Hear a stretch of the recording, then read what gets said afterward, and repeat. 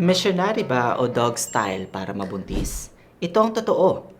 Maraming nagsasabi na missionary or dog style daw ang best positions para mabuntis dahil sa deep penetration. Pero ano ba talaga ang sabi ng science? Kasi kahit deep penetration pa yan, walang scientific evidence na mas effective siya sa conception. Ako po si Neil Brian Galve at ito po ang Nurse Brain. At ipapakita ko po sa inyo ang medical facts tungkol sa sex positions.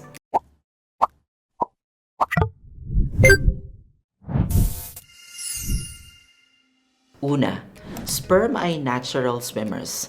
Kahit standing position pa kayo, maaabot nila ang cervix within 15 minutes. Gravity, hindi factor dito. Pero may benefit pa rin ang deep penetration. Pangalawa, closer to cervix helps. Missionary at dog style nga ay nag-aalaw ng deeper penetration, bringing sperm closer sa cervix. Hindi guarantee pero may slight advantage. Pero yung post-sex routine. Pangatlo, lying still after sex.